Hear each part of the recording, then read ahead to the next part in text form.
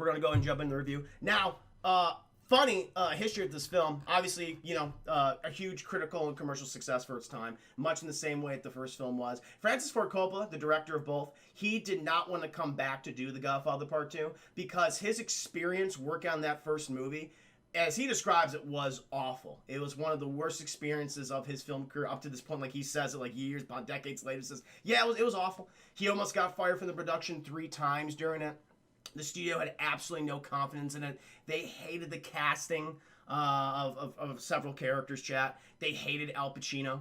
They did not want him in the movie. They were heavily against Marlon Brando at the time being cast as Vito Corleone, mostly because, he had a reputation by then of being an incredibly difficult actor to work with. So I could understand that. I could understand that fear. But, they didn't make it any easier. And, obviously the film went on to be an incredible critical and commercial success. I mean, I think one of the highest grossing films of the 1970s. And then they're like, okay, please, can you come back and do a sequel? He's like, I will do that, but, pay me more money. And he has all these other caveats, chat, like for other films and productions that he worked on and stuff. And Paramount gave him all of it just so he can make this movie. And it is indeed an incredible film. I mean, truly one of the greatest sequels ever made. Truly one of the great crime dramas ever made. Now, for the structure of this review, I'm just for the sake of convenience, chat, I'm going to talk about all the stuff that happened in the past, all the flashback stuff of Vito Corleone, and then we'll get to the Michael, because in the film, chat, they cut in between, and so just to have like a better sense of flow, we'll start with the stuff of a young Vito, and then we'll go into Michael later on. But, chat, we find ourselves, it is 1890s, or like, is it 1901? No, it is 1901. No longer the 1890s, chat. That century has ended. We are now in 1901, and we're following this funeral procession, chat. We were seeing apparently the father of Vito Corleone, Vito Andolini, chat. That's his actual name, Vito Andolini. His father has been murdered by the reigning La Cosa Nostra Don of Corleone, Sicily. And they're doing this whole big funeral procession. It just sounds sad. It's like, it's not a happy time. Funerals aren't usually. I don't know if it's the music they're playing or the song they're playing, but it's just not great. A lot of people here are just living in just abject poverty at this point, chat. And it's like, okay, we just got to get this guy to the goddamn graveyard. We just got to bury him. Let's all go back home and just take a break, because it's not a great situation anybody else here. But, chat, before they can even get to the cemetery, they hear all these gunshots. Everyone just fucking scatters. The fucking band's like, fuck this. They throw in their tubas, the horns on the ground, and they're just fucking booking, chat. And then we hear this old Italian woman, and she's she's just yelling at Vito's mama. Mama Corleone, chat. Mama Corleone Sr. And she's like, oh my God, they killed Paolo. They killed your son Paolo. And it's like, oh my God, they just killed Vito Corleone, Vito Andolini's brother, chat. His dad just died yesterday. And because apparently Paolo, chat, he tried to get revenge for his father, but he was killed by the Don. What's the Don's name, chat? Oh God, what's that guy's name? He's the Don of Corleone. God damn it, not Don Fanucci, that's the other guy. I'm trying to forget this Donkey Kong. Don Vici. Don Vici. That's it. Thank you, Don. You would know. Don Vici. So Don Vici's killed Vito's father and his older brother. And, Mama Corleone, she's like, fuck, it's not a good situation. And so she goes the next day to speak to Don Vici, and Don Vici, he's living a life of luxury in his little Italian villa, chat. He's sipping on wine. He's got like a little umbrella. It's not covering any of the bulk that he has. Like, he's got, I don't know, I think the umbrella was just for show, chat, because that's not providing any shade whatsoever. I think it's a power play, really. It's like, hey, look at my fucking fancy umbrella. It's cool, right? Sipping my wine. But then, chat, Mama Corleone, she basically throws herself on her knees to Don Vici. And she's like, listen, my husband, my son, they're both dead. All I have left is my son, Vito. He's dumb. He's dumb. He's not smart. He's not smart. Vito's just like, I don't know why I'm here. I think this is a poor decision. So I don't think I'm that dumb, okay? And she's like, he's slow-witted. Just please spare him. Because the thing is, Chad, he's like, obviously he's going to, Don Vici's thinking he's going to take revenge against me because I killed his dad and I killed his brother, like back to back within the span of like 48 hours. So it's not looking good for me. And she's like just begging him. She's kissing his hands, and he's like, no. It's like, no, listen. I'm more worried about what he's going to do at 18 than what he's going to do now. It's like, yes, he's no threat, but I got to nip this in the bud, baby. And so we're probably going to kill him one day, probably soon. And mom's like, fuck that. And she just grabs a hold of this man, Chad. She's got a knife to his throat. And she's like, run, Vito, run. He's like, shit. And he fucking Vito Corleone, Vito Andolini at this point, Chad, he just fucking takes off. He books it. He turns back. Apparently, mama, she didn't, slice. She should have sliced right here, Chad. She didn't. Because Dan Vici just kind of like pushes her. And she's like, ah! And then he just takes a fucking shotgun and blasts her, Chad. And he blasts her like a good 10 feet off the screen. Like, she's like on screen, and then she's off the goddamn screen. That was a hell of a slug that went into her gut. But then Vito, he runs off, Chad. And then later in that evening, I assume, you got some of Don Vici's men, and they're basically telling the people of Corleone's sisters, like, hey, whoever's harboring him will kill you. We'll kill your entire family. We'll kill the families of all your friends. Bring him to us, and you're not going to get any issues, okay? And, they're screaming all this out very, very early in the morning, chat. But then we're following a family who is, in fact, harboring Vito Corleone at great risk, chat. But they're like, hey, he's just a kid. We want to help. We knew the Andolini family. We're going to help you out. They put him in a basket, chat, and they take him. They take him to the train station or the docks, I guess. We don't see that, but that's what happens. And then, chat, we find Vito. He is on a boat, and he's heading to New York City, chat. He sees Ellis Island off in the distance, the Statue of Liberty. He's like, oh, that's cool. And then, chat, we're through the immigration processes right now, and like he doesn't speak a word of English. All these people are yelling at him in English. He's like, I don't know what you're saying. Okay, I'm smart. I'm not dumb, like my mother was saying. Okay, like just speak to me in Italian. I can answer your questions. And so. These people, they don't give a shit. You can tell it's like, God, I hate my job. What's your name?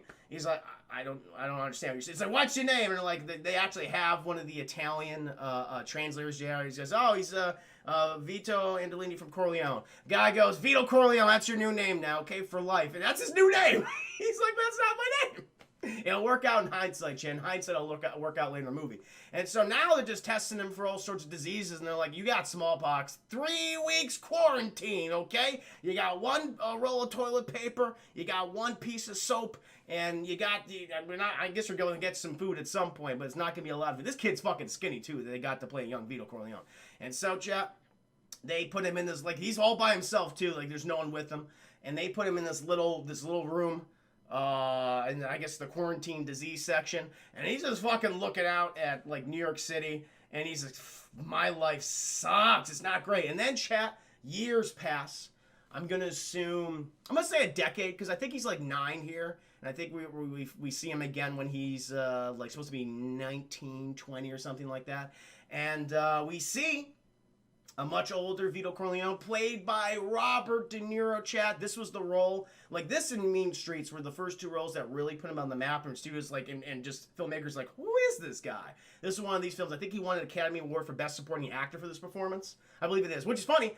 At the time, it was the only character played by 2 different people that won Academy Awards for playing that character. That was recently tied with the Joker, with Heath Ledger winning and Joaquin Phoenix winning for playing that same character, which is pretty cool. So this is that time. And so here we're following Vito, and we're just kind of observing his life, chat. He has a wife. He's happy that the life he kind of has. It's quiet. He's a quiet individual. He's very thoughtful, chat. He clearly loves his wife. He loves his newborn son, Sonny, chat. Santino Corleone. Who we find out is James Caan if you watch the original film. And then, chat, he's just going out with his friend, what's his friend's name? Granicho? Cheech. We're going to call him Cheech, chat. He goes out with his friend Cheech. Cheech is like, listen, I met this incredibly beautiful woman. She's an actress. I'm just going to show her off. And so they go to a play, chat. And they're just watching. He's like, oh, don't worry, she's gonna come out. You're gonna love it. And we get apparently, chat, the play you see in the movie was written by Francis Ford Coppola's, I think, great grandfather or great grandfather, which is kind of cool that he actually incorporated that play into the movie itself as a way of honoring his great grandfather. And so that was in there. We see like a musical number in the beginning, and then we see one like, and it's all like, it's like an anthology play. It's all in like little shorts. We see this one guy. He's like, I married a goddamn tramp, and I'm stuck in New York City, and I just want to see my mama. And then chat. The beautiful actress that good old Cheech has the hots for, she walks out, like, there she is, and she's the tramp in the play, chat. She's the tramp, and she gives the guy a letter, and he's like, mama, she wrote to me, she's dead, mama, and he actually says the line, chat, mamma mia. So I'm like, that's funny. And then he pulls a gun out, he's like, I want to kill myself. And then apparently some guy in the front's like, I've had enough of this, I'm gonna get going. And good old Cheech-Cheech's like, hey, sit down, you bum. And this guy just turns around. Who do we see, Chet? Is Don Fanucci. And you do not fuck with the Fanucci. The Fanucci is here. And Fanucci's got to look at him. And Cheech is like, I'm sorry. I'm sorry. Became a beta male. He's like, I'm sorry. And the Fanucci, he's like, hey, don't worry about it. And then Vito's like, what the fuck was that about? And then, Cheech-Cheech's like, don't worry about it. Let's, you know what? Because then... the beautiful woman that Cheech is all about, she goes off stage, chat. Her part is done in the play. He's like, let's go and see her. And so Vito and Cheech, they go to see her, chat. But before they do, they notice that they got the Fanucci. And he's talking to the manager of the theater house, chat. Also the father of the beautiful lady that Cheech is all has the hots for. And Fanucci, he's just fucking pitching this guy. He's like, listen, you didn't pay me. You didn't pay me the money that you owed me.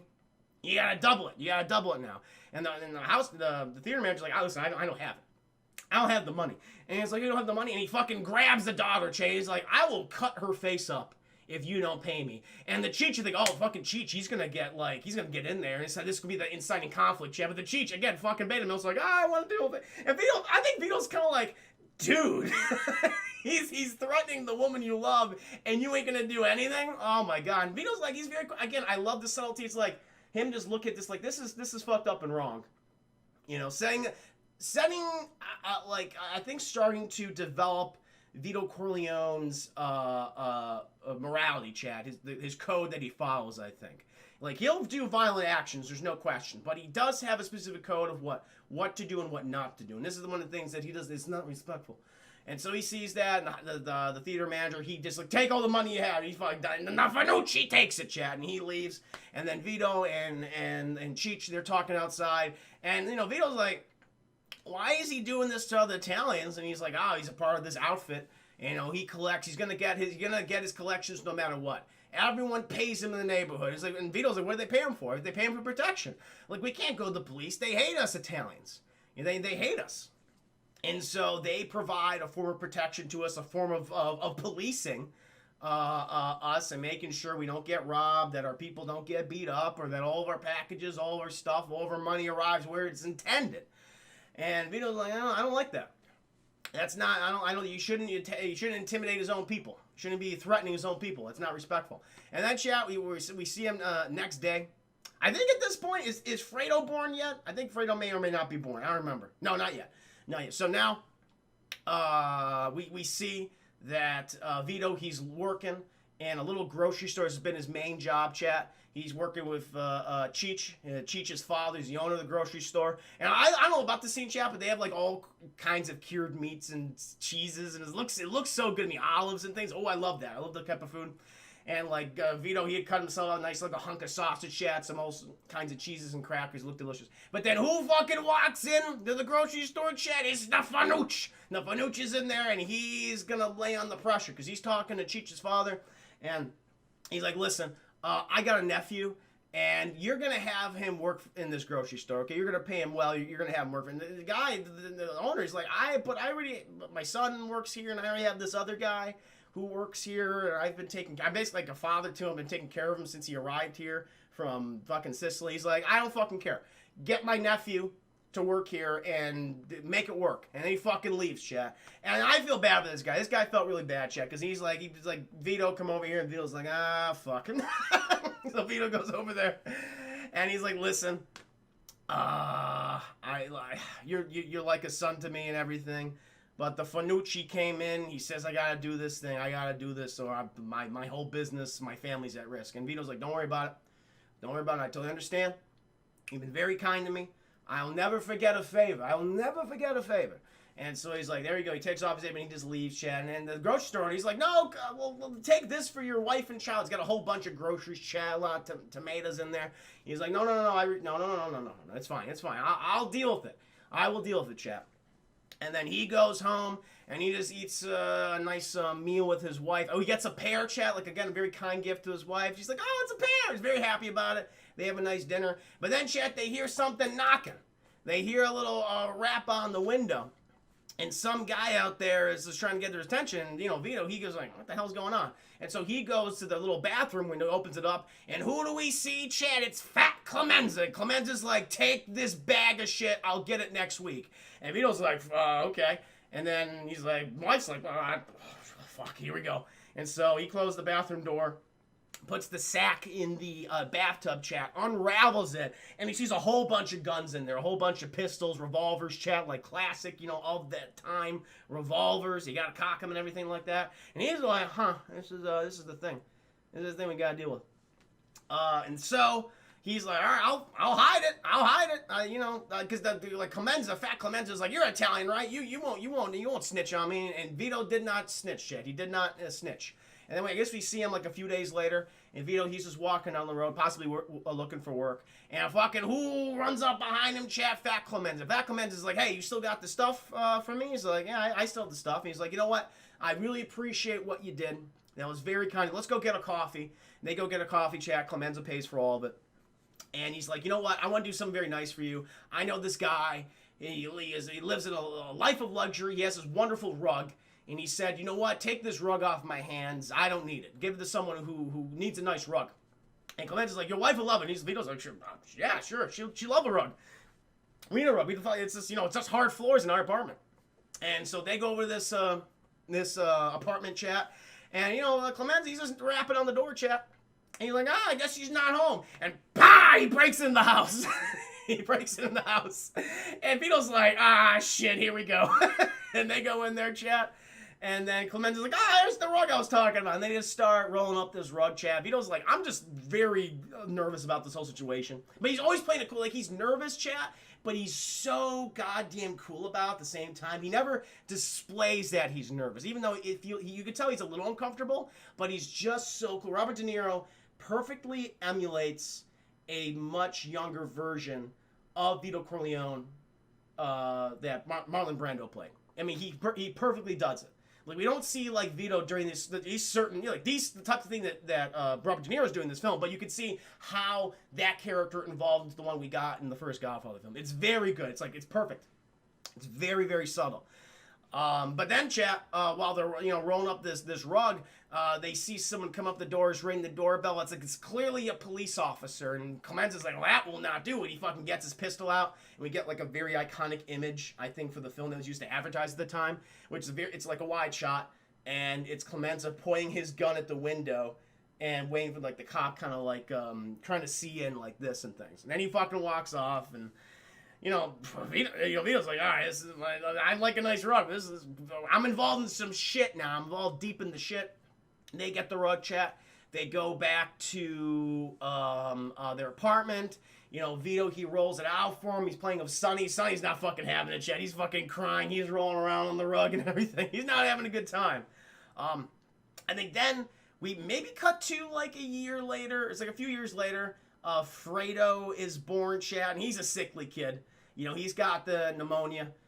Vito, you can tell he's just incredibly concerned about it. They're performing like all these, like, I guess I don't know, a cure-all type thing on him, where they're using like a, it's like, I guess it's a piece of newspaper, and they set it on fire, and they put it in his chest, and they put like a cup on his, like a glass cup on his chest. Maybe that was like an old thing that they did back in the day. Hopefully not now. And maybe to alleviate his lungs. But in any case, Vito very concerned. He's like, oh, my son, my beautiful son. Then, chat, we cut to when they're outside, or when because Vito, he's like, okay, he's found a job, chat, but it's in criminal enterprise, because now apparently him and Clemenza and Tessio, we haven't seen Tessio yet, but he's working with Tessio now, the young guy who plays the Abe Vigoda's character from the first film. I guess they're now robbing or burglarizing places at this point, or just stealing things maybe off the rack, pretty much. It's like, hey, I'll slip you a few bucks to give me some of these dresses, something. So they're selling like all these materials, and we just see Vito. He's driving to discover all these dresses, but then who fucking jumps on the car, Chad? It's the Fanucci. The Fanucci is there, and he's like, hey, I heard you guys have been making pretty goddamn pennies selling all these dresses, $600. $600 each, I believe. He's like, well, not really $600 each, more like $600 shared among us. He's like, you know what? That's great. I really admire that work ethic. Here's the thing. You gotta let me wet my beak though. He's always about wetting his beak, Chad. That's like a phrase he typically uses throughout the film. You gotta wet my beak, and I'll let you keep doing what you're doing. So you know what? Just pay me $200. $200, and I'll let you do your thing. After every, so long, like every, I don't know, what week or something or whatever it is. It gave me $200, and we'll be golden. And Vito's like, well, I gotta think about it. I gotta talk to my guys. I gotta talk to my boys, Fat Clemenza and Tessio. And the Fanucci's like, yeah, you talk to them. You talk to them. I'll see you later. I'm gonna take this nice dress though, okay? I'll accept this as a down payment. A little bit of a down payment. He goes off, chat. And then Vito, he's having a meeting between his boys. Mama, the new Mama Corleone, chat, the one that's not dead, the one that did not get blasted by a shotgun. She's making some spaghetti, and it looks fucking delicious. The spaghetti they got going on, chat, it's like, wow, I want some of that right now. Oh, it looks so good. Clemente, he's getting fatter too. He's going all in on it. The guy that got to play Fat Clemenza, he's eating that shit up. And then Vito's basically telling him like what the situation is. Clemenza says, "This is fucking pay him. He's protected. He's part of the outfit. Let's not even deal with it." And Tessio, he's upset about it. He's like, he's probably right, but I don't like it. And Vito's like, don't worry about it. Don't worry about it. I will deal with the Fanucci. All you gotta do is, guys, just give me $50 each. I'll take care of it. And they're like, are you fucking sure? And they're like, yeah, I can take care of it. Don't worry about it. And so they give him the $50, and then I guess the next day or however many days later, chat, we have there's this fair going on. I guess this is an Italian heritage fair where they are, like in Little Italy.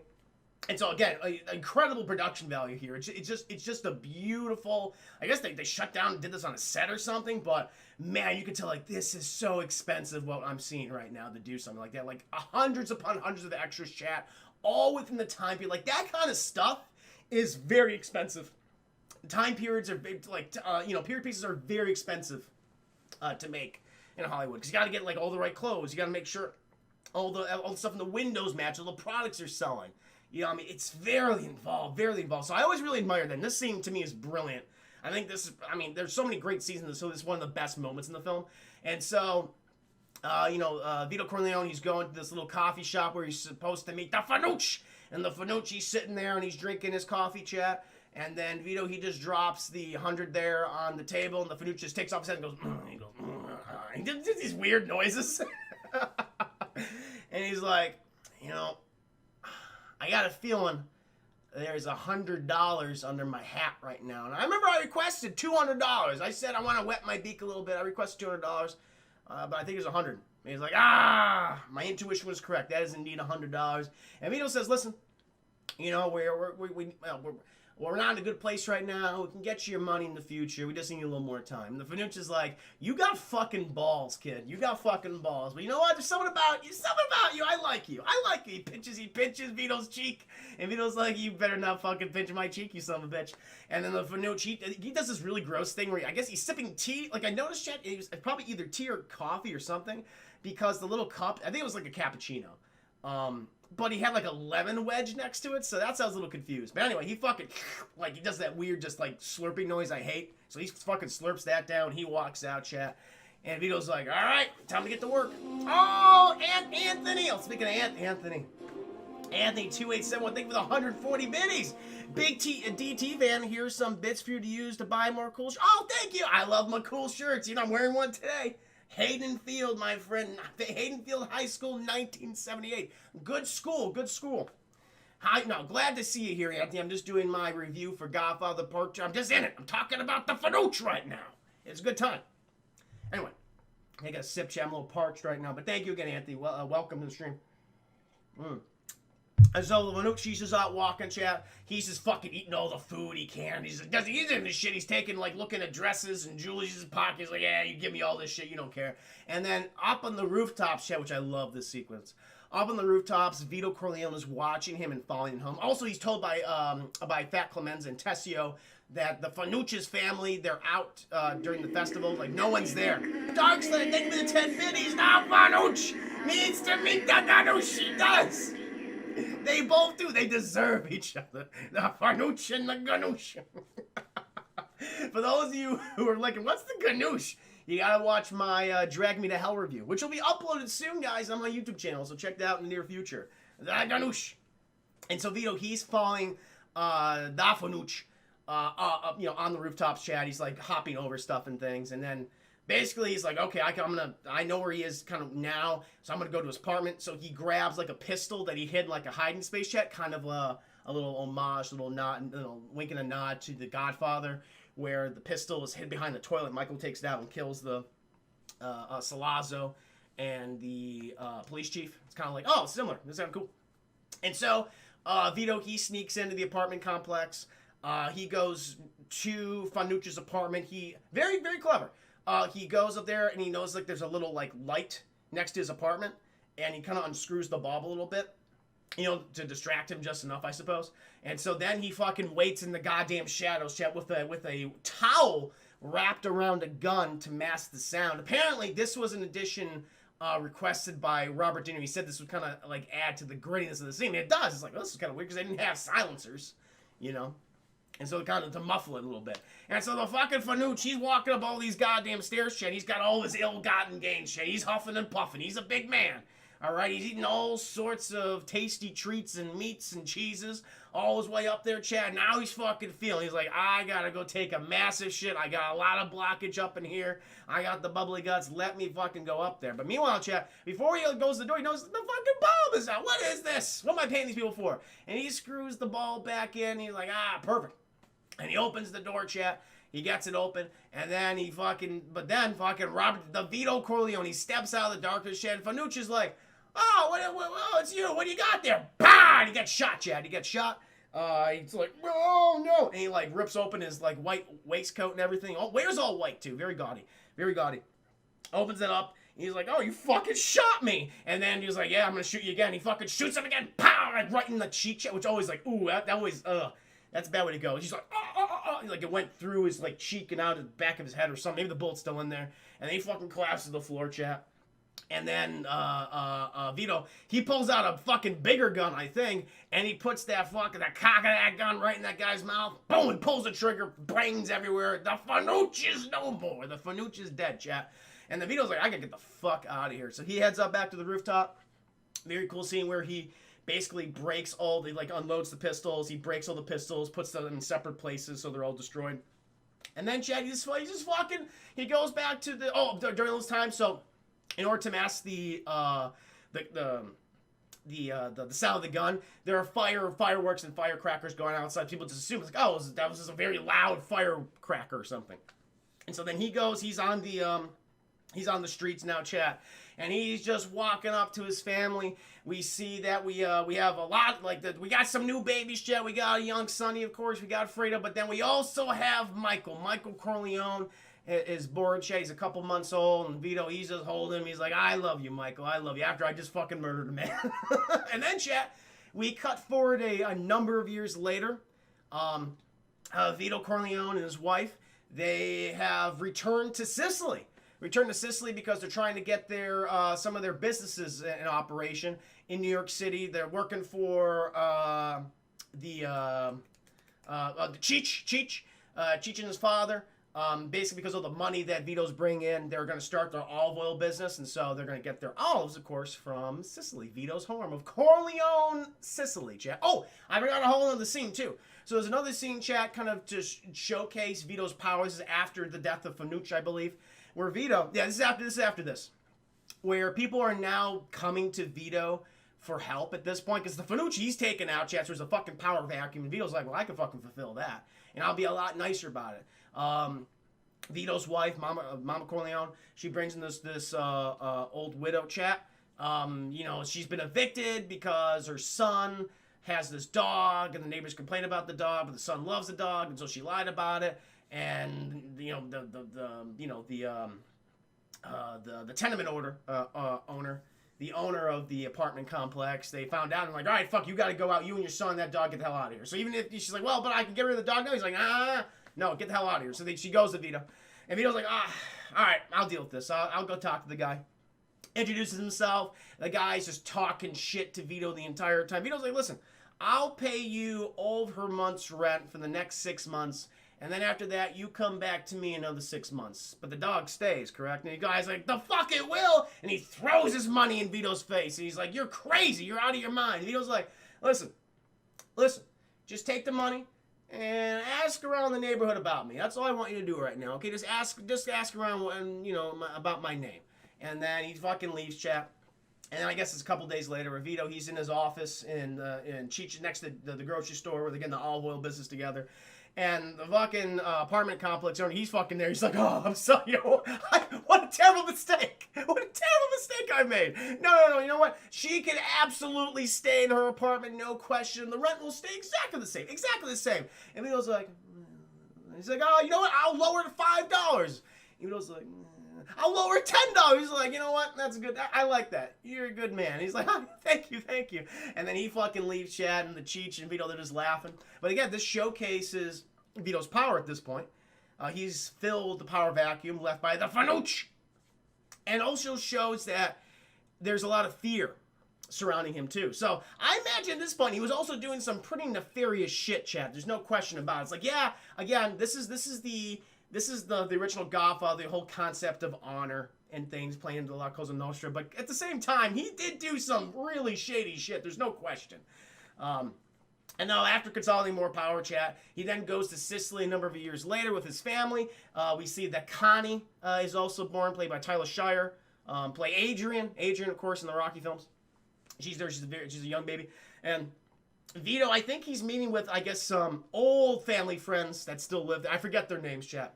You also see these people in the original Godfather when they're taking care of Michael in exile after he killed Sollozzo in the first film. Dank, welcome to stream. Thank you for the 200 biddies. Hype! Dank, thank you so much for the 200 biddies, my friend. Welcome to the stream. I'm just in the middle of my Godfather Part 2 review. Getting all the flashback sequences done first, chat. We're almost done. We're almost done with Vito's story, though. So, where are we? Okay, yeah, so they're in Sicily, chat, meeting with old family friends, but, Vito, he's here to wrap up some business that he remembers in 1901, chat. There's one man he must seek revenge on, and that is Don Vici, chat. Don Vici. And so they working with Vito working with his family friend. They set up the whole olive oil business, chat. Very successful. Salute, and all drinking wine all the time. Good times. We see we see Sonny being a little shit, being aggressive as hell. Fredo, Michael, Connie, the whole family, and their little cute little outfits and everything. And then because they're opening a new business, in Corleone, Sicily, they need to pay respect to the Don Vici. They need to give him a certain amount of money in order to start their business, to get it going. And so under this fucking ruse they have crafted, Vito and his friend and a couple of their boys, chat, they roll up to Don Vici. Don Vici's an old man. He barely knows what the fuck is going on. He's just sitting there. He doesn't know what's going on, chat. And he's sleeping. And, Vito's friend's like, hey, who actually, funny enough, was the production manager in The Godfather Part 2? Or, the Italian, I think their Italian production manager for all the scenes that were filmed in Italy, which is pretty cool. And so they hadn't played this character. He fucking wakes up, Don Vici, and Don Vici's like, what the fuck? And they're like, hey, we're just here. We're going to I told you about this. We're going to open our olive oil business now. We have our partner from America here. We have this nice little tin, very beautiful looking tin, chat. And Don Vici's like, it was pretty. Very nice, take it. And yeah, that's my friend over there. And I was like, Don Vici's like, I can't see so good. Come closer. And Vito Corleone, he goes over. He's like, what's your name? He's like, oh, my name is Vito Corleone. And Don Vici's like, oh, that's funny. You took the name of your home when you went to America. I like that. But what was the name of your father? And Vito, he gets really close. And my father was Antonio Andolini. And Vici's like, what? And I'll say a little bit closer. I'll say a little bit louder for you. My father's name was Antonio Andolini, and then he gets aggressive, Chad. Then it's like the first time he raises his voice in the film. This is for you, and he takes this big hock of chicken, like kitchen knife, bah, and just runs it across his gut. It like stabs him like all the way to the hilt, and he just brings that fucking thing up, and it's like all the guts and everything falling. This guy's screaming his ass off, Jack, 'cause he just got gutted, like vertically. Not a good way to go. And it's like, oh my god, my stomach is falling out. And then everyone starts blasting Chet. Vito's friend, he gets blasted real good with a shotgun, but he's alive. He just gets like fucked up in the legs. He's in a wheelchair for the rest of his life. But then they go back to the train station. Like basically they consolidate power at this point. Don Vici, he was old, and everyone's like, yeah, good riddance. So everyone's happy. And so Vito Corleone, he's going back to America. He's on his train, Chat. He's got Michael. He's Michael, I love you so much. Goes, wave goodbye, Michael. Wave goodbye. Michael's bye, everybody. And that is the story. The flashback sequences with Don Vito Corleone, Chat. Again, trying to show the beginnings of Vito Corleone's family as opposed to Michael's story, which is kind of the fall of Michael's family. Again, the rise of his criminal empire, which he consolidates and makes even stronger throughout the entire film, but in the process loses his actual family. Which again, it's like, I get it. Subtle. But now, chat, we're gonna fucking talk about all the present day stuff. The year is 1958, 59 at this point, and we are at the the goddamn, not the Holy Communion. The shit. It's one of the Catholic things. The Catholic thing, chat. It's when Anthony, he's going to accept the body and blood of Christ. It's that one. I'm a Catholic. I was raised, well, I'm not saying I am Catholic. I was raised Catholic. I went through this and I already forgot what the hell it was. The communion. Thank you, Don. It was the communion. I knew it was something like that. It was the communion. The communion. Anthony Corleone, the son of Michael Corleone, the grandson of Vito Corleone, he's accepting communion, chat. And then after all that's fucking over, all that ceremony, and we got to get to the party, chat. And now we're on the Nevada complex of the Corleone family. As we know from the first movie, Michael moved everyone out there to Nevada to get involved in the Las Vegas casinos and stuff to make a lot of that big money, murder the whole five families in New York, chat, and again to consolidate power. And everything's just fucking kicking off for this kid who's just had communion, chat. Like everyone's having a good time. Fucking Fredo's there. His wife's a whore. His wife's a whore, chat. She's always causing a ruckus and things. And Michael, he's just much in the same way that Vito was doing it. He's just taking meetings all damn day, chat. People have to wait outside in order to ask him a favor. And one of those particular people include Frank Pangellini. I forget his name. We're going to call him Frank Pangellini, chat. Frank Pangellini, who was a soldier for Fat Clemenza, chat. Fat Clemenza, apparently he died like a year ago. Something happened to him. And, Fredo, he's there. He's asking, oh, Frank, it's good to see you. It's like the good old days. And Frank's like, this guy's a fucking bottle rocket, chat. Very easy to set him off. He's got a short temper, short fuse. And, Frank's like, it wasn't a heart attack that did Clemenza, and it was something else. And I'm here to talk to Mike, Fredo, because I got these goddamn, what are they called, chat? The Rosada brothers? I'm going to call them the Maya brothers, chat. They got the Maya brothers.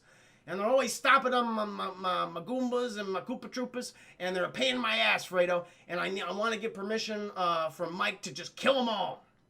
To kill them all and all their associates. But he has me waiting outside here in the goddamn line. That's not respectful. It's not respectful, Fredo. Meanwhile, Chad, we cut back to Michael Corleone, and he's having a meeting with Nevada's senator. Because he wants to get all these various licenses for the casinos, make it all looking legal, Chad. He doesn't want the Corleone family to be involved in criminal enterprise for too much longer, but he's gotta jump through some hoops. And he's doing it illegally. So he sets the Nevada senator down. And Nevada senator, he's very blunt, but he's like, I don't like you goddamn guineas. He's just like, he's being a racist, chap. He's like, I don't like the way you look. I don't like the way you sick black hair. I don't like the way you take advantage of our country. All right? So, fuck you. Listen, I'll cut you a break. I will give you the hotel, the casino licenses for $250,000, and I will take 5% of the profits from each casino per year. And Michael's like, well, the license for the casinos are $20,000, and the reason why I asked you here is so you can expedite that process. And the senator's like, hey man, you pay me or you're gonna go fuck yourself. And then Michael, and then I guess and then Michael's like, he's just sitting there, Chet. He's just fucking stewing in it. He's just, and I love Pacino's performance because he looks, throughout the entire film, he becomes more and more like a ghoul the entire time. Like, he is very scary. He always looks so anxious, and for the good reason. For good reason. Especially what happens later on in the film. He's always so anxious. He's always just on it. He's always, like, ready. I really like that. You got to see that throughout the entire film. And the senator's like, all right, well, yeah, I'm going to get going. And then Michael's like, Senator, if you want my answer now, I'll tell it to you. And the senator's like, all right, what you got for me? What are you going to pay me? He's like, Michael's like, nothing. I will give you nothing. And then you're going to give me those licenses and anything I ask for in the future. And the senator goes, ha, fat chance. And he leaves, chat. And Michael's like, well, we shall see. And then, chat, we cut outside. Everyone's having a good time. Fucking Michael, he's dancing with Kay, Diane Keaton, chat. She's preggo. She's got a little baby inside of her, growing inside of her, chat. Michael, very obsessed with the fact, like, is it a boy? Is it a boy? And she's like, yeah, it's a boy, Michael. And he's like, yeah, I want a boy. He's very excited about that. Doesn't care about his daughter, chat. Ironically, that was the child he'd be closest to in The Godfather Part 3, but we're not there yet, chat. So, he's happy about that, and he's sitting around a nice table of all old friends, fucking Fredo. Fredo's fucking wife. She's dancing. She's smooching with all the people. Fredo's like, God, jeez, Mike, I can't control it. He's like, you can't control it. I fucking will. But during this chat, we see Frank Pangianolini. He's talking to Michael.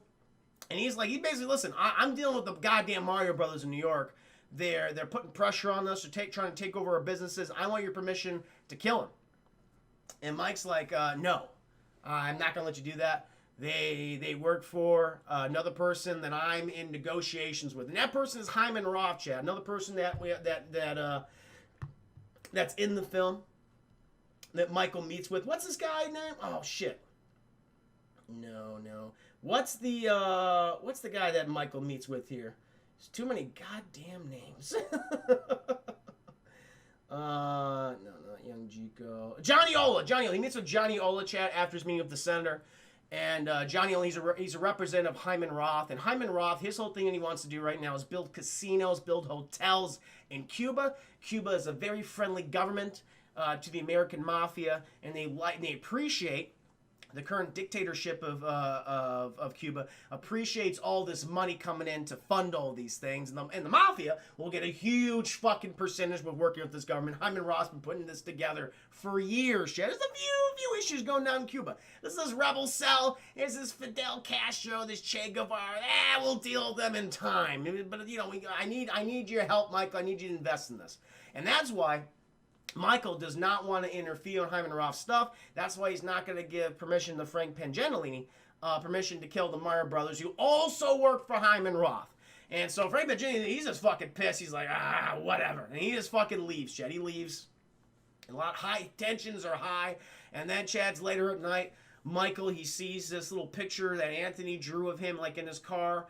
And Kay's like, isn't that cute? Michael goes, yeah, it is indeed cute. And he's going to put it right by his desk, chat. But then Kay's like, why are the blinds open, Michael? Why are they open? It's like, first of all, I wouldn't have noticed that. I would have been fucking dead here, chat. It's like, it looks good. It's a wonderful night. And the wave of goddamn bullets come in, chat. Everyone starts blasting.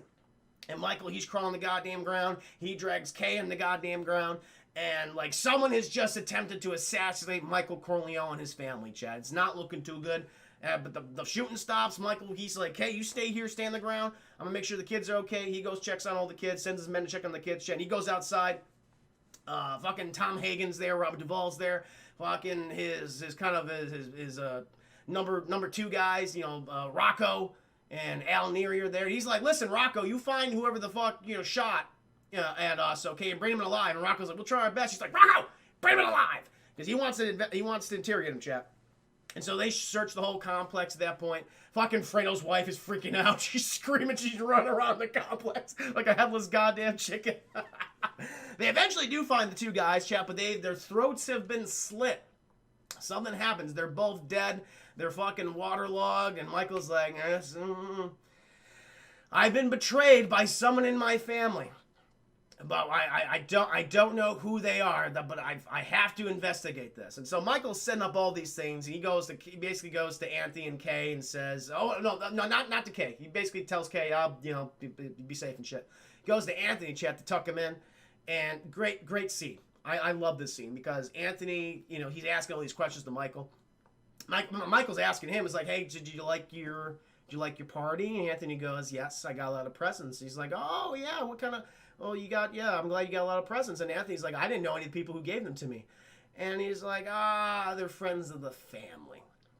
And Anthony is asking him, are you going somewhere? He's like, yeah, I got to go somewhere. I'm going to be gone for a little while, but I'll be back. And Anthony's like, can I come with you? And, Michael's like, not right now. Not right now. You stay here, keep, and protect your mother.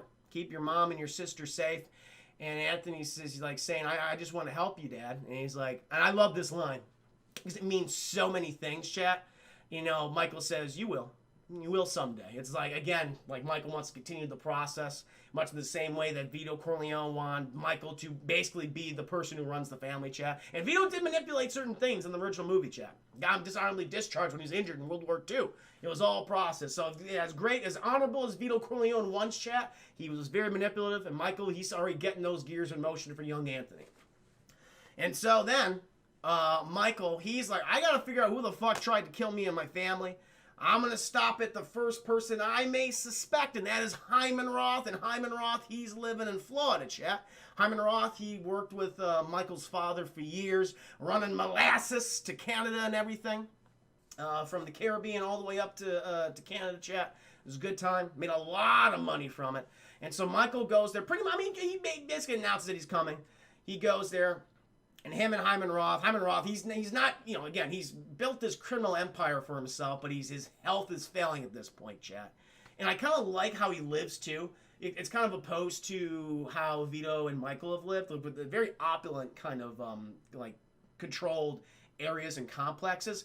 Like, Hyman Roth, he just lives in a suburban house. And he's got, like, his hot wife that he has with him there, but it's like, okay, I think he's in a position of power that, like, he doesn't need, like, any security, because if anyone would come after them, that fucking hell would break loose. That's what would happen. And so I kind of like the circumstances on which he lives, because it is a total power move what he's doing. It's like there's some really cool, subtle world building in these certain scenes. But anyway, he's living there. And Michael goes there, and Hyman Roth's Michael, I heard what happened, fucking animals, what they try to do to you and your family. How can I do to help? Michael tells him, fucking Frank Pangianolini, I know that he was having some problems with the Rosario brothers, and the Rosario brothers work for you. Apparently, he wanted me to go ahead and kill him. And, Hyman Roth's like, yeah, I heard about that. And I refused him. And so clearly, he tried to put a hit out on me. And I gotta get rid of him. Hyman Roth, is like, I understand. He's like, do I have your permission to do so? Is that gonna, no one wants a war, of course. No one wants another war of the 5 families like last time, chat, in the 40s. When Vito was assassinated, attempted assassination in his life. And Hyman's like, you know what, got my permission. Go ahead and take out Frank.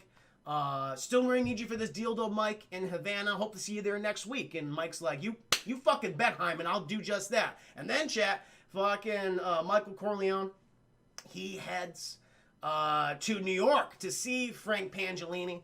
And, I love it, too, just how diametrically they're opposed, like, when we're in Florida, chat, Miami. Just beautiful, just, sunny and warm and everything. Hyman Roth, he's showing out that old man chest. It's bare chest in the chat. And then we're back in New York, and it's fucking snowy and cold and miserable. And Frank Pangianolini, he's got in his car, chat. He's actually going to the house from the first Godfather film, the former home of Michael and Vito Corleone. And then this is where he lives now. He inherited from Clemenza, and Clemenza had inherited from Vito. And so, or Michael, I guess technically. And Frank's like, what's going on here? He's like, oh, Michael's here to see. He's like, oh, shit, okay, I'll go in there. Fuck, he goes in there, chat, and he sees that Michael is in the study. Again, total power move, going to where was formerly his center of power at the time. And Michael, he's just, again, used a different tact with Frank, being very aggressive. They tried, there was an assassination attempt against me. It's like, Frank's like, I'm sorry about that, Mike. I was sick when I heard that. Michael just starts screaming at him. No settle to hear. It's like, they shot me, at me, where my wife sleeps, where my children play with their toys. And Frank's like, I'm sorry. and then Michael goes in this whole thing of, this I'm glad this house never went to strangers. It went to Clemenza after my family left for Nevada, and then it went to you. You were part of the family, Frank. He sits Frank down, and he tells Frank, he's like, listen, Hyman Roth tried to have me assassinated. That's what happened. He wants to move ahead with this big deal in Havana, and he needs my money or my influence, because I basically control, in this world, chat, in the world of this film, Michael's family, the Corleone crime family, they control the majority of the gambling around the country. In order to basically, shake the right hands and, put pressure on the right people, Hyman Roth needs that influence. He needs that pressure in Havana. If he doesn't have that, then the whole fucking project will fall apart. And so Hyman's like, Michael's kind of like, he's been wavering on that. Hyman's like, fuck, we gotta kill him, and then we'll take over his operation ourselves.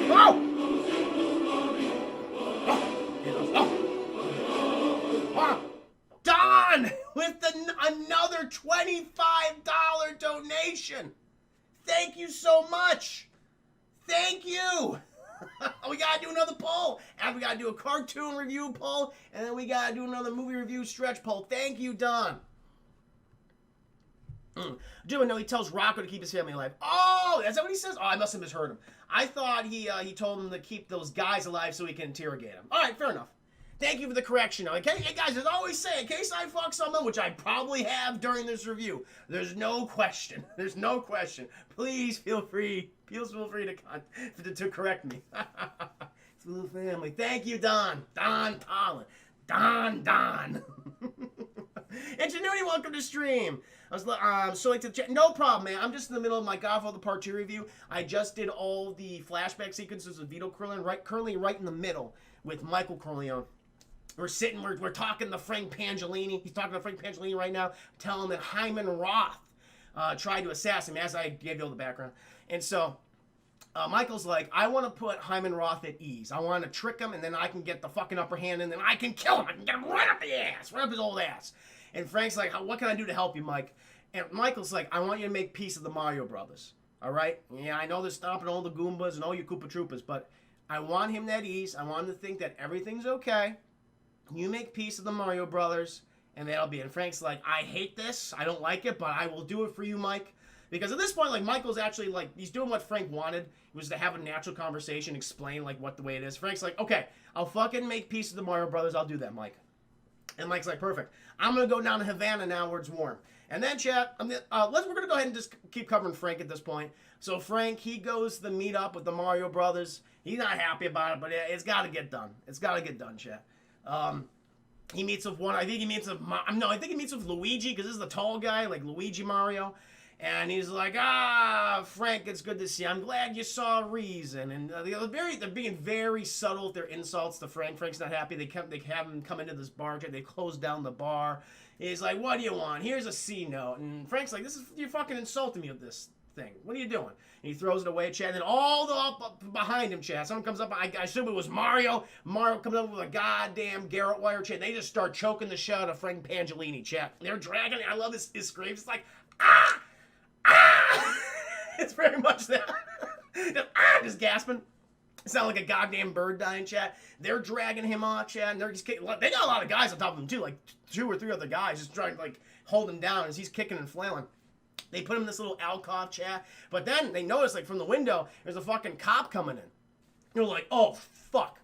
And so this cop walks in. He knows the bar, and he's like, hey, barkeep, why the hell is this place so dark? It's fucking 2 in the afternoon. He's like, I just came in just to clean the place up, and he notices that fucking Frank Pangellini's feet are sticking out of the little alcove. He's like, what the hell is that? And then all the mob guys, all the fucking Mario Brothers, they pull out their guns, chat, and then everyone starts blasting. Everyone starts blasting the goddamn street. Chichi, not Cheech from earlier, chat, but Chichi, who also plays the bookie, or not the bookie, the soldier that Rocky works for in the original Rocky film, that basically employs Rocky as some muscle. Same actor, was pretty cool. He's he was Frank's protection, chat. Everyone's blasting each other in the street. Everyone's going down and dying. And eventually, it's like, oh shit, Well, it looks like Frank Pangolini and a lot of them, Michael Corleone's people, they have just been assassinated, Chad. It was just a hit. Meanwhile, we're following Michael in Florida, or not Florida, excuse me, in Cuba, and where we get the whole overview of, like, you know, Michael, they're going to the big meeting with the dictator. I forget the dictator of Cuba at this point, but because obviously it's not Fidel Castro. It's happening just before the Cuban Revolution, and like Hyman Roth is there, everyone else is there, like all the big heads of all these American companies and crime families. Like it's big business and the criminal business all in one location, all working together, all to get a piece of that Cuban pie, chat. We gotta make a little money from this deal. And they're all there. Hyman Roth has set this up. Hyman Roth, he's so goddamn excited about it. He's like, guys, my dream is finally coming together. I cannot wait. But like after all this celebration, after goddamn, after this meeting, chat, Michael, I think he's going back to his hotel or something, and his car is stopped because there is a arrest going on, like a massive arrest of all these people who are speculated of being rebels, of being the communist rebels working for Fidel Castro and Che Guevara. And Michael's observing this, and he sees that one of these rebels takes a grenade out of his pocket and jumps towards the captain of the police force into a car and fucking explodes himself and the captain. And Michael's like, this isn't good. This is not a tenable situation. This is what I was talking about. And then, we go back to the hotel. Hyman Roth, he's had like a little bit of a medical emergency. He apparently had some heart palpitations. Something's not going. Hyman Roth is not long for this world, chat. He's got some medical issues. But also, he's upset with Michael, and Michael's upset with him. And Hyman's like telling him straight. He's like, listen, all the guys from all these companies, all these other criminal enterprises, they've all brought their money here. We're about to get going, start all these hotels. All these people have all these vested interests in this thing right now. But I need that $2 million and all your political and big business contacts in order to get this thing moving. All right, and also fucking Fredo shows up too with $2 million. He's fucking acting all weird and sketchy. Also, Fredo, like the day before, Fredo, he got a call from Johnny Ola, and Johnny Ola's like, Fredo, listen, I know the deal went bad and everything, but we can still work this out. And Fredo's like, I don't know you, fuck that. And he's just like, Fredo's like, done. And then, chat, he brings the money to Florida. The money to Florida for Michael.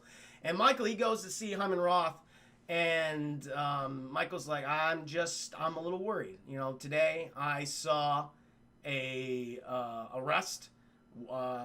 rebel blew himself up with a grenade. And, the government, they pay their soldiers. These people are dying for a cause. And you have someone dying for a cause, that means that they can win. They were willing to sacrifice themselves for something like that, for family, then there's a possibility of them winning. And Hyman, and I just don't think it's good business, Hyman. Hyman's like, you don't think it's good business? Okay. It makes me think about something, Michael. I think of bad business deals. When I was a young man, 1920s, I was working with this kid, genius, made all tons of money, including with your father. And this kid had a dream, Michael. He had a dream to build a city in the desert. Casinos, hotels, everything. Thank you! Who is this? Who's this new follower? Karen Tricks, thank you for the follow. Welcome to the stream. Hope you're doing well today. Thank you. Thank you for joining Manu Huckleberry. He had a dream, Michael, and that dream became Las Vegas. And that kid's name was Mo Green. Now, chat, that name is very relevant because Mo Green is one of the characters from the original Godfather. It's also one of the characters that Michael assassinated. That he gave the orders to assassinate. So he could have a lot of control of those Vegas casinos. He's like, I'm going to buy you out, Mo Green. I'll do that right now. Mo Green's like, fuck you will. And I'm going to I'll smack around your brother as much as I goddamn please. And Michael's like, yeah, you should do that. And then Michael Green got a fucking bolt to the eye. And you know what? And Hyman Roth says, you know what he got for all this trouble? There's not a goddamn statue in that city for him. There's not a goddamn plaque in that city for him. You know what he got for his trouble? A fucking bullet to the eye. But I didn't. I heard about it. I knew that Mo Green, he was hot-headed. He made rash decisions. And I didn't, and I let it go. because it wasn't about business. It was, and it was personal. And Michael's like, oh, okay, this is why. Everything's being revealed here, chat. This is why Hyman Roth is truly trying to kill Michael Corleone. Again, he's made it personal. He's not even acknowledging that he's making it personal. You know, it's like, yeah, I need all your resources and shit like that. I'll gladly have them. But he desperately wants to kill Michael Corleone for revenge against the death of Mo Green, who he viewed as a son. He viewed as a son, chat. And Michael's like, well, I'm still considering things. Hyman's like, all right, well, I'm gonna go take a fucking nap. If the $2 million isn't here upon I wake, then, you know, if it's here, I'll know I have a partner. If it's not, I know that I don't have a partner.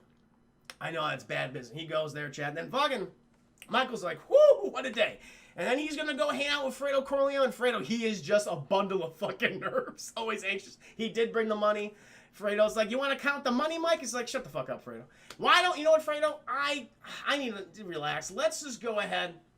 Let's just go out and get some drinks. I got some stuff to talk about with you. And early in the film chat, we know like Michael's point of like view of Fredo. He's like, listen, he's got a good heart, but he's a fucking moron and he's weak.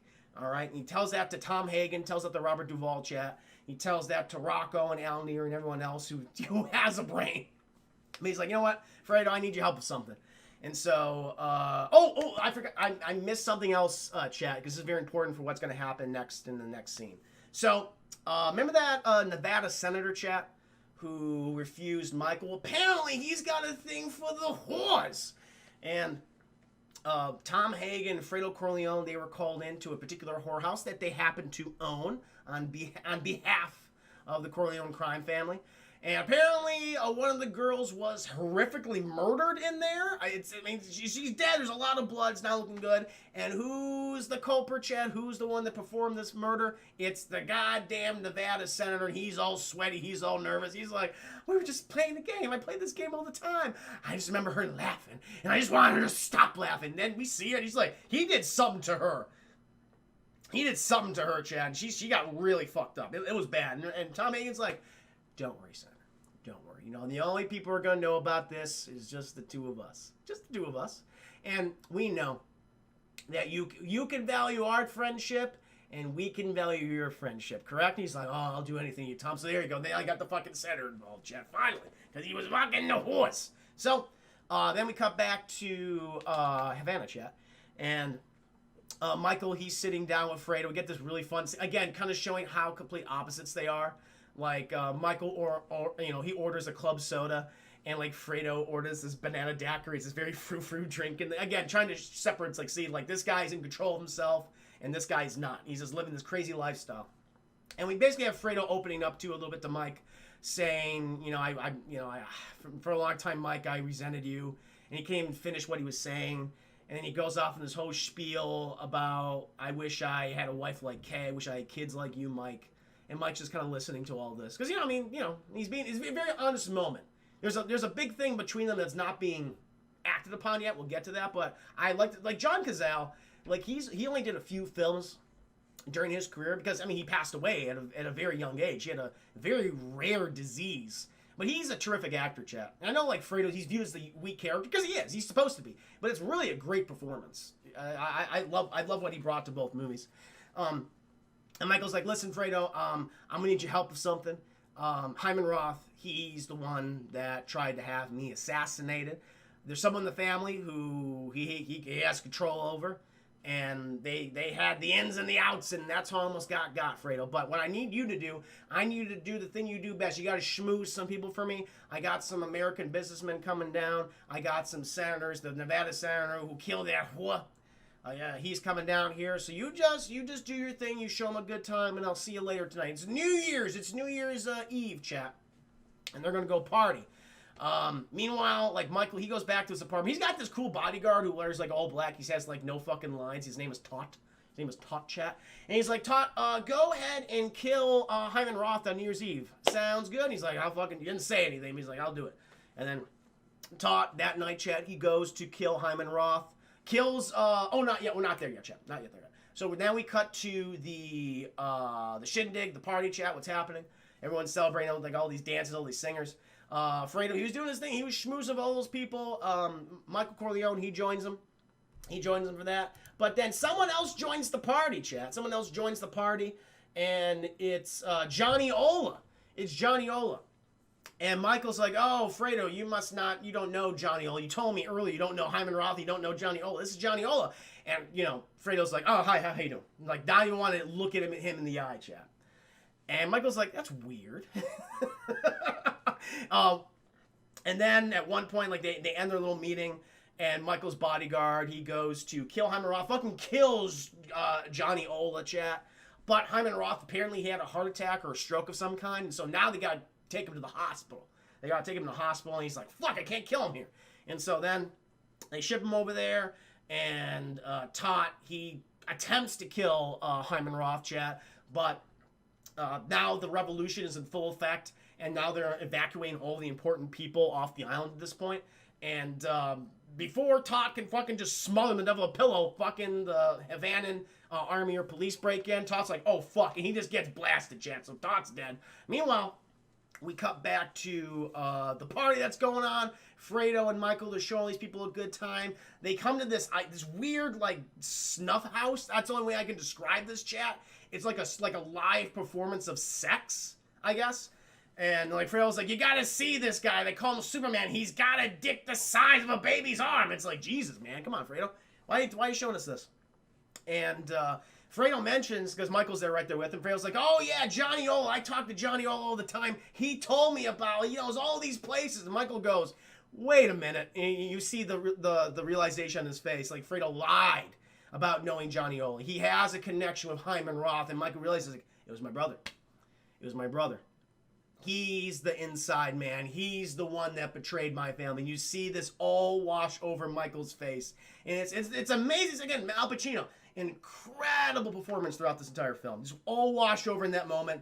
And like Fredo just standing like right in front of him. And you see all this kind of, he's like, oh my God.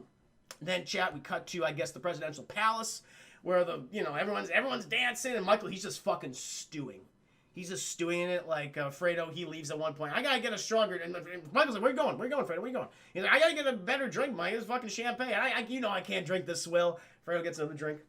The dictator of Cuba, he comes in. He goes, "So, things are a little fucked up right now. Fidel, he's taken over all the cities. I'm gonna get the fuck out of here with my family. Good." And he basically says, "Good luck, everybody. See you later." And he hightails it out of there, chat. Chaos ensues in Havana. But right before that, so right before that scene, it's Happy New Year, yay! Everyone's celebrating, chat, and Michael, he just fucking grabs Fredo's face, and he's like, he kisses him, he's like, does like a Bugs Bunny-esque kiss on his face, he's like, I knew it was you, Fredo. I knew it was you. You broke my heart. And Fredo's like, oh, shit. And again, all it's revealed, chat. And then we get the whole spiel about, Cuba falling. And then Michael, he fucking gets out of there. He sees Fredo. He's running around the streets. He's like, Fredo, come with me. There's no other way. There's no other way. You can't get off the island without me. Fredo, he hightails it out of there, chat. They evacuate Mike. And then he heads back to the Nevada compound. He gets out of Cuba, chat. Revolution's in full swing. So all the deal that Hyman Roth tried to create, like all those casinos, all those hotels, everything, Michael's instincts were correct. He was absolutely right. That all fell apart. All the decades of planning. Like Hyman Roth was going to Cuba in the 1920s. He wanted to create what Mo Green created in Vegas, but he failed, chat. He should have listened to Michael. So everything was all for naught in the end. Again, it's just showing the tragedy of just everyone's situation. Then Mike, he's talking to Tom Hagen. Tom Hagen's updating. He's like, yeah, so apparently Hyman Roth tried to kill Frank Pangellini. Frank Pangellini's actually alive, among some other guys, and apparently Frank Pangellini believes that you tried to assassinate him, so he's now working for the government. He's telling all of our secrets to them, and Mike's going, fuck. Again, it was Hyman Roth. He planned all of this, chat. He planned all this. And Michael's like, all right, I got to think about this. You got anything else for me, Tom? And Tom's like, yeah, I want to sit down for this, Mike. So Kay, she lost the baby. She had a miscarriage. And Mike, you just see the rage on his face, just the sadness. Then we've great sequence coming up here, chat. where Mike, he goes back to his home, snow everywhere and everything. Kids aren't anywhere to be seen. Just walks in, lights are pretty much off. Food, like plates of food are there, but they're cold, they've been stale. Here's the whirl of a sewing machine. Finds Kay there, but she wants nothing to do with him. She doesn't want to talk to him. He's just like, fuck. So he walks off. Eventually, chat, we get to the stuff where they're having the indictment hearings against the Corleone crime family. And so they bring up like a whole bunch of other, like you see I think it's really cool. Like behind them, they have the whiteboard and they reference like all the older characters from the original film and like if they're deceased or not. So it's pretty cool. They bring in Chi-Chi in there. They're asking him all these questions. He's being very sarcastic and things. Eventually they bring Michael up there to the stand. And, he's basically denying all this stuff. He's also showcasing, like, the wealth he has. He has fucking stocks in IBM. He has stocks in, like, a number of other companies. So Michael's going to be good for life. He's okay. I mean, they're basically accusing him of all these things he's denying. And he's saying, like, listen, if you're denying this, we're going to get you for fucking perjury because we got witnesses, okay? And so, fucking adjourn for today. We'll come back tomorrow with our star witness. And, where are we at this point? Oh, yeah. So then we cut to, like, Frank Pangellini. They're getting fucking Frank. He's living at an army barracks, chat. Again, he's just very unhappy with himself. But Mike has planned for this. So the meeting, or the trial with Frank Pangellini as a star witness, before Frank can give all this other testimony about all the dealings of the Corleone crime family, he sees that Michael Corleone has brought his brother from Sicily. And they just, him and Frank and his brother just have this kind of silent, just like this moment with each other, just to stare from afar. And Frank goes, fuck it. And so when we have like all these senators, also the Nevada senators there too, chat. And he's like, Michael Corleone is a great guy. He's been very kind to me. And the Italian Americans, they're some of the hardest working Americans in this country. I'm going to get going now because I have to serve on another committee. It's like, okay, now you can see why they brought this guy in here.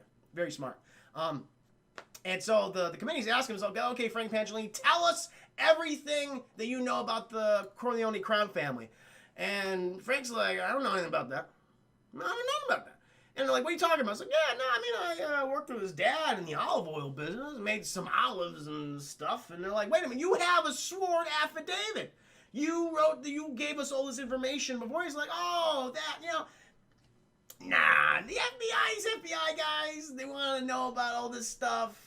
And, I said all this baloney. I said Michael Corleone did that, Vito Corleone did this.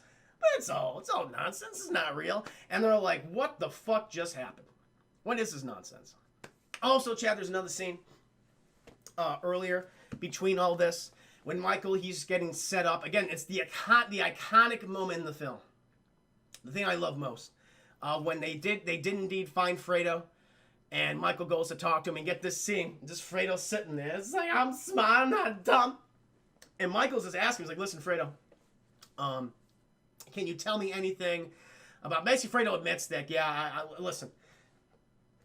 Johnny Ola, Hyman Ross people contacted me, and they said that you were stalling on the negotiations. And you just need a little push, you just need a little help, and, there was something in it for me. And Michael goes, are you that fucking stupid that you would believe all that shit? That you didn't think I had a good reason for stalling and, like, being a little, careful in my negotiations and responses in my business deals? And Fredo's like, but there was something in it for me, Mike. And then we get all the resentment that comes out here, chat. Because, like, it's like, because Mike, this is what sets him off. Because Michael says, Fredo, I've always taken care of you. He's taking care of me? Mike, you're my kid brother, taking care of me. I'm not dumb. I'm smart, and I want respect. You sent Fredo to take care of someone at the airport, take care of this Mickey Mouse Club. I want respect, Mike, and I was passed over. And Michael goes like, that's what fucking Pop wanted. He knew you were an idiot. This is the way it is. And then Michael goes and was like, listen, can you tell me anything else about what happened? And Fredo just revealed that the head of the committee, he's in the pocket of Hyman Roth. And Michael goes, okay. So, Fredo, you are no longer a part of my family. You're neither a brother to me nor a friend. The only time, at any time you come to the compound to see our mother, I want to be made aware of a day in advance, so I won't see you. And he just fucking walks off, and Fredo's like, Mikey, come on, Mikey, I'm smart. And then he goes off, chat. And we get the whole thing with Frank doing the whole shit. Then we cut to like after the indictment's over at this point. Everything is falling apart, chat. Michael has come up on top. He is the top dog on here. Criminal empire untouched, legitimate businesses untouched, and now he's having a conversation with Kay, and Kay's telling him, Michael, me and the kids are gonna be leaving, and he's like, what are you talking about? We're gonna be leaving tomorrow. He's like, no, I'm leaving you. I'm leaving you. I'm taking the kids with me. He's like, what do you say? And she's like, listen, I already knew you would win, but you told me many years ago, that this would all be over, that you would go legitimate, and you have not held to that promise. If anything, it's gotten worse, and I want absolutely nothing to do with you. And Michael's like, listen, I'm gonna change. I'm gonna, like, again, just making excuses. I'm gonna change for you, okay? We can do this. I just need more time. And listen, I know you blame me for the loss of the baby. You blame me for the miscarriage. And then this is the big reveal, chat. She goes, Michael, for being so smart, you know so little. It wasn't a miscarriage. It was abortion. I didn't want your son inside of me. I didn't want to continue this Sicilian thing that's been going on for 2,000 years. And he just goes, and he fucking backhands her, Chad. He just freaks out. And she's crying. She's like, you will not take my children from me. You won't do it. And she's like, they're my children too. She's like, fuck you. And they're arguing, Chad. Also outside, very cute scene. We have Mama Corleone. And she's playing with the kids and everything. And Anthony, he's just like, fuck, my parents hate each other. And so then, chat, at that point, we cut to the house of Michael Corleone. And Connie, Michael Corleone has pretty much isolated himself from everything outside of his criminal element at this point, his criminal enterprises. But Connie, who's in the film earlier, actually, chat, she was visiting. She had a new piece of man meat around her arm, chat. Her third husband, I believe. She went to Michael Corleone to get some more money. Michael's like, don't fucking marry this scumbag, okay? Go see your kids. Go take care of your kids. She's like, I want more money.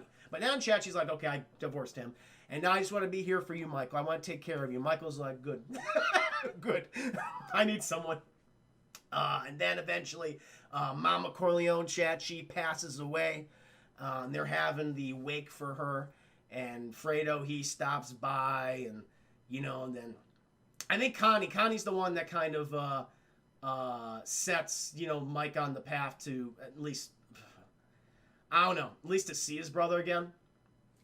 Oh no, because this is the thing, chat. So after Michael has his conversation with Fredo, when he's all like, I want respect and all that, Michael tells either Al Neri or Rocco, is like, I don't want him touched as long as my mother's alive.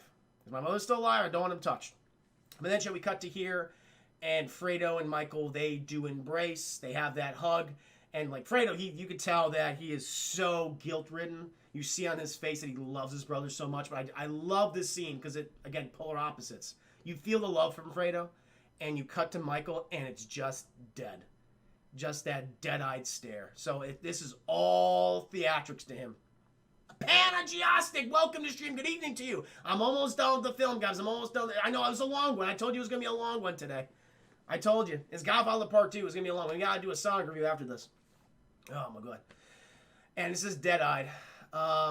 Then later on, we cut to, I believe, Kay trying to visit the kids because she's been isolated. So Michael has his kids on the compound, but he's not letting Kay see them at all. At one point, she sneaks under there because of the help of Connie. Michael just like, you get the fuck out of here. And she goes. And then one of the last scenes of the movie, chat, is Michael, again, just not being trustful, being so enormously bitter and hateful and just cold. He orders the assassination of Fredo. And where Fredo, because now he's living on the compound again, and he's very much been, in a way, kind of like the best friend to Michael Corleone's son, Anthony, and they go fishing, like, every weekend. And, I think it was Al Neri or Rocco says, like, oh, Anthony, he's with his father right now, Fredo. You know what, Fredo, we'll go out. We'll go out on the fishing trip. Oh, no, and before that, like, so Anthony's with him, and, great scene. like, Fredo tells him the story about how Vito took everyone out there for a fishing trip, I think in New York, and like I was the only one to catch any fish. You know, I would always say a Hail Mary, and I caught a fish every single time. And it's like, if you do that, Anthony, you'll catch a fish. And Anthony's like, really? He's like, really, Anthony? It's very sweet. But then fucking Michael's like, Anthony, come here. And so then Al Neri or Rocco or Fredo, they go out on the boat chat, and we cut between Michael looking out onto the water of the lake, and cutting to Fredo, like in the distance, all in shadow, just those kind of black images, him saying the prayer, you know, Hail Mary, full of grace, you know, all that whole spiel. And at the end of the whole thing, chat, you just hear the, bah! You hear the gun blast, and we just see Michael's head drop. And that's it. And then we cut to later on in the film, Michael Corleone. It's been years later, like takes place 10 years later. Broadway Tone, thank you so much for the subscription. 4 months, my friend. 4 months. Witness Chris! Thank you. Thank you for witnessing me. I haven't been around as much lately. Been busy as hell. No problem, man. I understand. It's crazy times. No issue whatsoever. You're here now. I appreciate you even stopping by. Hope things are going great for you, and they are going fantastic. I think things are going very well. It's a very long review, I know, tonight, chat, but we're almost through it. Then we'll do the Sonic anime review, and then we'll get going to the video game, the Final Fantasy VII Remake. And then, chat, we cut. This is a great scene. This is just shows Michael's isolation of him sitting by himself. It's like the 1960s, like 10 years later, 1960s. Him just looking older, and just him just like this, just cold, staring out. And it's what happens in the film. The image before that is Vito Corleone basically getting victory over Don Chichi and the establishment of his family. And we cut to Michael, who's lost his entire family. His criminal family is doing well, but his like actual family is gone. And we see that. There was actually a scene that was shot, but was not put in the theatrical release and the director's cut, where Michael is actually confronted by his son Anthony, who's about 18 in this film. They had an actor and everything. And where Anthony basically goes to Michael and says, I want nothing to do with you. And, you know, tells him, like, all the reasons that, you know, I know you killed my uncle, all that. I know what you've done to my mother. I know what you do. I want nothing to do with you. And then he leaves. And then that's when we see Michael like that, which I think would have been really cool to have in the film, but we didn't get them. And then it just ends, chat. And The Godfather Part 2, and that is the film, chat. Hope you enjoyed the review. I know it was a long one. I know it was a very long one, but hopefully you had a lot of fun with it.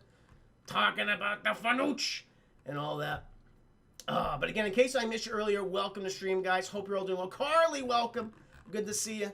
Chat, I'm just going to take a brief break. I need to get some liquid inside of me. I am parched as all hell. I'll be back, and we'll get into Sonic and then the video game gameplay, okay? Please bear with me. Entertain yourselves amongst yourselves. You mentioned the killing of Hyman Roth. Oh, that's right. Fuck it, I forgot about that. That's right. Okay. Yeah, you're right. Fucking Hyman. Okay, so Michael's like, I got to kill those sons of bitches. He gets Hyman Roth. Hyman Roth tried to escape the Panama, chat. They rejected him. They fucking get him in the airport, chat. He's blasted. And then Tom Hagen, he goes to Frank Pangellini in government protection, witness protection. And basically, there's a cool conversation where there's a mutual understanding of what's going to happen now with Frank. Where, you know, Frank basically tells, you know, back in Roman times, you know, certain, like, affluent figures, they would cut their wrists. And they would just, you know, die. But their families would be taken care of for the rest of their lives. And Tom goes, it's a good story, Frank. That's a good story. I'll let Michael know. And then Frank, he ends up killing himself in the bathtub. And then his family is taken care of for the rest of their lives. That's pretty much how it pulls out. Ooh!